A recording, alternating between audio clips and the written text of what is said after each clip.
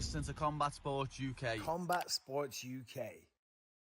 Rob Smith here for Combat Sports UK. I'm delighted to be joined by Archie Scott as he prepares to fight Georgi Dimitriev at the Shock and Awe on March 15th. Archie, how are we doing, mate? Yeah, I'm pretty good, thanks, mate. Obviously, 3 weeks out now, so it's coming towards the end of camp. Everything's gone smoothly so far, so no complaints on my end. So let's talk about the fight you're fighting, Georgi Dimitriev. How much research have you done into your opponent? How much do you know about him? So I've known about him for a while. He's he's had a couple of fights with a teammate of mine, a friend, Jack Stickler. He's won one, lost one against him. He was due to fight one of a training partner, Charlie Hatton, at one point. So I've known about him for a while. Seen about him. I've seen his style. He's quite a jiu-jitsu heavy guy, a wrestler. But yeah, he's a game opponent. He looks like he's going to come and give it. So I'm excited for it. So you mentioned there how he's fought on your teammates twice. Does that help you in preparation? Because someone else in your camp he's already been there and done it twice over, so he can give you a lot of help in the build up. Does that make your camp a lot easier? Yes and no. Jack's a bit of a different fighter to me. We've got quite different styles from me and Jack who fought him. So yes and no to a certain point in that. I can't really. Jack would have gone into the fight with a different game plan to what I'm going to have to go into it with, just because we've got different attributes, different skill set. And so I'm curious because I think every amateur fighter does things differently. When you're preparing for a fight, and do you base your training camp off solely what you do well, or do you kind of watch what your opponent does and kind of base off what they do well as well, or you literally just focus on yourself? Bit of both. I always go to try and implement my own game plan, but I always do like to see what my opponent's going to bring. So I think it's always a good idea to know what you're going in against, whether you've got a strong grappler, strong striker. But I always do a little bit of research, and it does help me in my fights, I believe. So yeah, I do tailor some things to my opponent, but I'm always going to go in and try to do my game. Mm-hmm. And so what do you believe win? Oh, go ahead. I was going to say, especially with Georgie, where he's quite a jiu-jitsu heavy person, I have to be bang on it with my takedown defense and things like that. So I've had to really not work on that stuff, but make sure I'm sharp with it. That's all going good. And so what do you think a win over Georgie will do for your MMA career? Well, it's just going to put me on my next pedestal in it. It's the first title fight I've had. So yeah, it just gets your name out there a bit more, doesn't it? Hopefully a few more title fights across the country this year would be nice. But yeah, just the next step up in it, just from like normal amateur fights, one step closer to professional ranks, and yeah. And so, what are your plans to go professional? Do you have like a set amount of like fights that you want to have, or is it just when you feel the time's right? I'm just taking it as it comes. To be honest with you, mate. I've got no set deadline on it. My coach will tell me when he thinks I'm ready for it. So I'm just trusting him, trusting the process. I just stick trying to take it one fight at a time. And so you've fought on Shock and Awe quite a few times. So what do you like most about the promotion? So it's run by my gym owner, Brian and Gareth. Right, they are the promoters for Shock and Awe. So it's a home show for me. It's in Portsmouth, from Portsmouth. So I can get all my friends and family down there. And the way that they run it is fantastic. It's all the pyros, like all the lights, all the fire they do, the walk's brilliant. It is a fantastic night. It's always everyone who comes always enjoys it as well.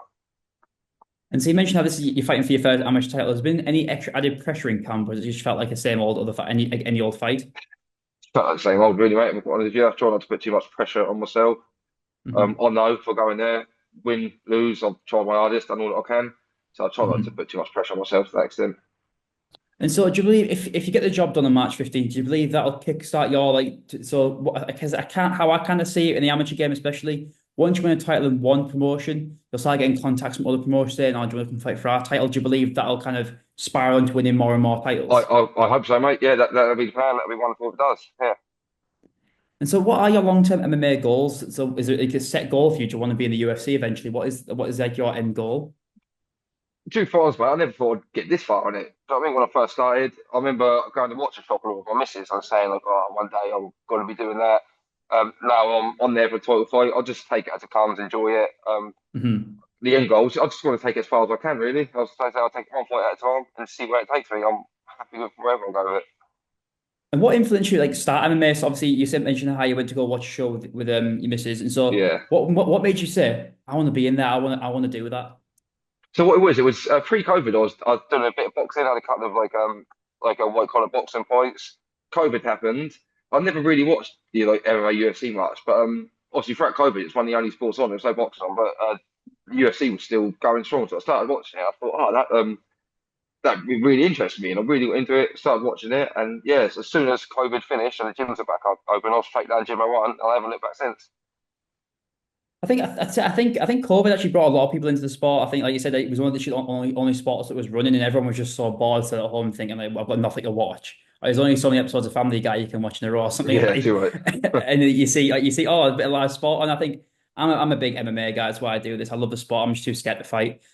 Yeah, brilliant. But yeah, that's it. I'm sure it is, and like, obviously Dana done brilliantly keep on putting that on for COVID and nothing else. I imagine you've Yeah. got loads of fans like me doing it. I think it was the Zhang Weili and that fight with Jordano, is it? That was a fight when Oh yeah, yeah, yeah, they just went to town on each other. I thought that is like that's what I thought that is pretty brutal, isn't it? And for some strange reason in my head, I thought it'd be a good idea to do it after watching that. yeah. And so, kind of talk to me like outside MMA life. Obviously, you mentioned to me when we were setting the interview that you got a job. So, how do you balance working Yeah. and also training? So it's pretty much during the week, mate. Monday to Friday, I finish. I work pretty much 8 till 5. Go work 8 till 5. Go home, maybe sleep for an hour, then straight to the gym. I'm at the gym probably 6:30 till 9:30 most days, and just try to get the rest in. On a Monday to Thursday, pretty heavy. Friday, a light run. Saturday again heavy, and Sundays off. That's pretty much game. My game of it. And so, is it do you have any sort of hobbies outside of MMA? Like anything you enjoy, any of the sports like football, anything you'd like to do that might be a bit more Not interesting? not not really, mate. I just don't really have the time with it with the MMA. I played like a lot of Hmm. football growing up, and that. I was always quite a sporty kid. I was Yeah, never. I've always been like above average at most sports. I've never really yeah. excelled at anything. I've also never really put my like whole heart into something like I have done MMA. So I think that gave me like a good base getting into MMA. I didn't actually start MMA till I was 22, I believe. I think it was, Mhm.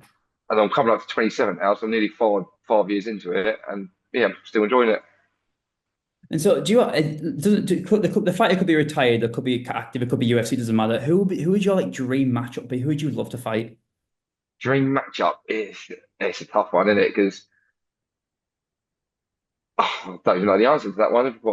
Dream matchup. Obviously, you would like to fight the best, but yeah, obviously, John Jones is probably my favourite fighter. Don't mean I'd like to fight him necessarily, but it's a tough one because I don't really know the answer to that one. Of your dream matchup, I say you want the biggest show at the time, and it'd be the biggest, best fighter about at the time, whoever it would be. Mhm. So I think that's quite a fair But answer, to be honest. yeah, I think it's literally just is it's the sport changes so much. There's always a new star coming. There's always someone new in the game. So I think that's a 100%. good answer. Yeah, And so my final question is, I don't want to keep you too long. My final question is, no, you're fine. can we get an official prediction for your fight? Yeah, we knock out first or Okay. second round. I'm seeing it. All right, well, Archie, thank you very much for coming on the show, All right, mate. brilliant. It's an Thank you for absolute your time, pleasure mate. speaking to you. Thank you very Thank you, much. mate. Nice The to meet best you. of luck. You Cheers. too. Thank you. Bye. Bye.